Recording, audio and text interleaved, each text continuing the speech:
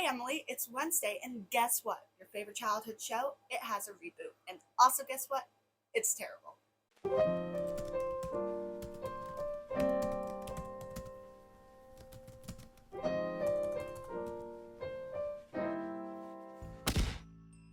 When I first started planning this video, I was going to react to Zoe 102, which is a sequel of Zoe 101, and it's a movie on Paramount Plus.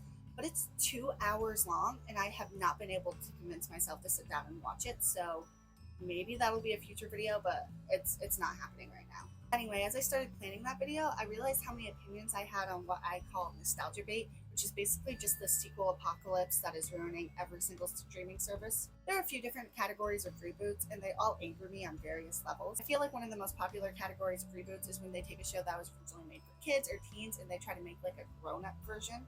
See basically every single Nickelodeon show ever made. iCarly, Zoe 101. Apparently there was a Fairly Odd Parents reboot called Fairly Odder, and it was not successful.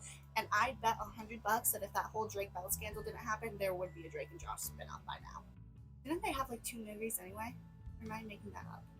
Of course, this wasn't exclusive for shows that were made for teenagers. We've seen it happen many times before with shows like How I Met Your Father, that whole situation that happened with Roseanne, that 70s show, and Fuller House, which honestly I didn't mind. But anyway, it also leads me to my least favorite category of reboot sequel hellholes, and that is the Child Star podcast. Examples include the Wizard of Waverly Place podcast. There's also that Next Declassified podcast.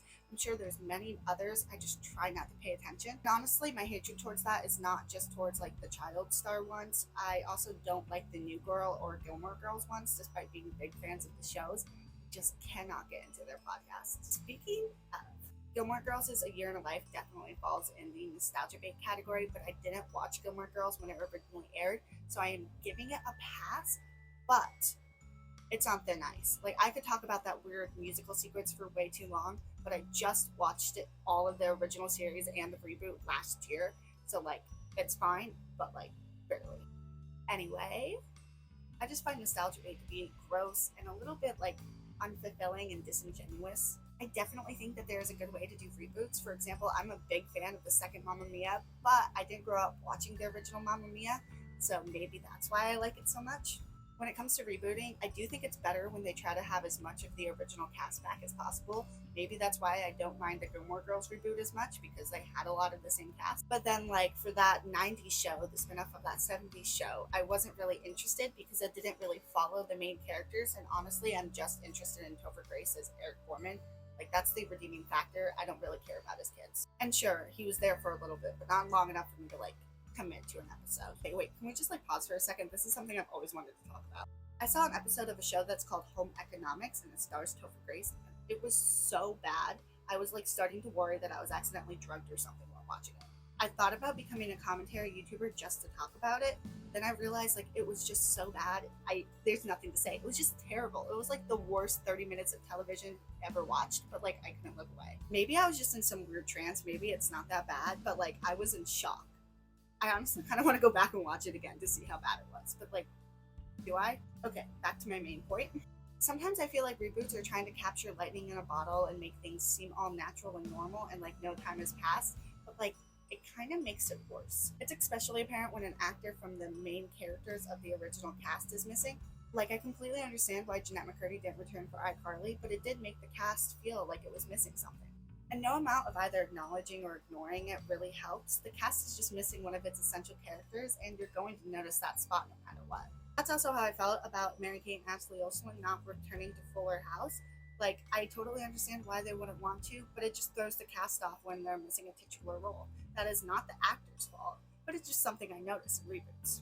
There's also the attempt to, like, grow up the show that just kind of leaves a bad taste in my mouth. It's like they can't decide who the audience is. Part of the audience is the older Gen Z, young millennials who grew up watching it, but then they're also still trying to get young Gen Z to watch it to have a bigger audience, and it just falls in this weird space. Ultimately, we want these shows to bring that feeling of things can be how it used to be, but a lot of times the bad reboots just prove even more that it can't be the way it used to be, and honestly, it just becomes a little bit of a cringe fest. This does not mean that you're bad for enjoying the show or that you have bad taste or anything. To be honest, I haven't watched all of them. It's more so the concept that rubs me the wrong way.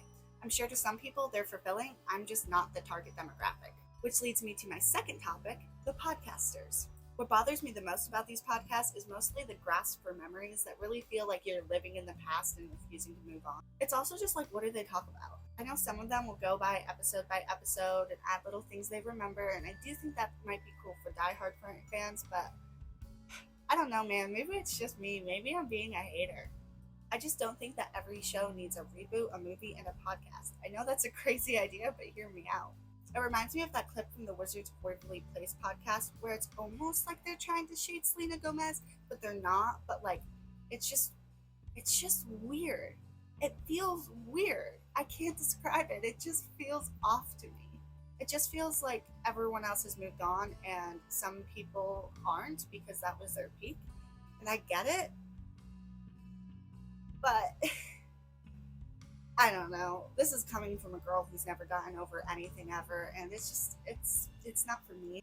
Honestly, even with my favorite shows, I don't always want that additional content. I found that sometimes fandoms can actually start to fall apart when additional content comes outside of the original media, like especially in terms of podcasts.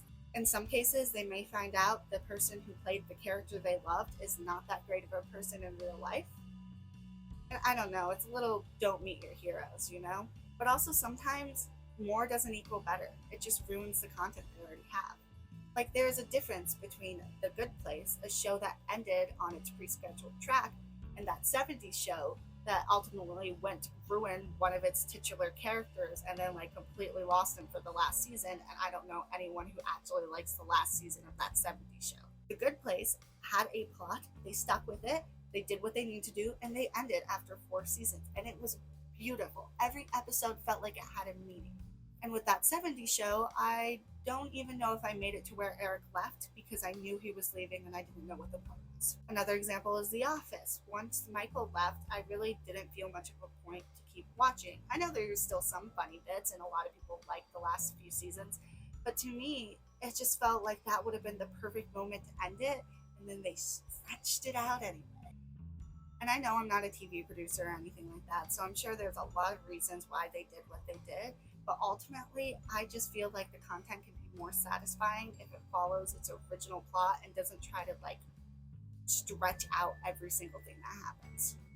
Okay, so what we learned is that I have a lot of opinions on this topic, and I don't actually know if I'm going to watch Zoe 102. I just also want to quickly say again that these are all my opinions. Obviously, I don't know shit about the television world, and also nobody's a bad person for enjoying the content they like, and not all of these pieces of media I mentioned are necessarily bad. It's just my opinion. I just don't really like nostalgia bait. And I acknowledge I'm probably a hypocrite. So if any of you guys do have any reboots you recommend that you think I will like, I would love to give it a try because why not? Until then, I will continue watching the same 5 shows in a cycle. And best of all, Emily, I'll see you on Wednesday. Almost done. It reminds me of that clip from the Waverly. I found that sometimes. I don't know. I love Chase so much, but is it worth it? Is he worth it? He's just a boy. Though Chase was my first love.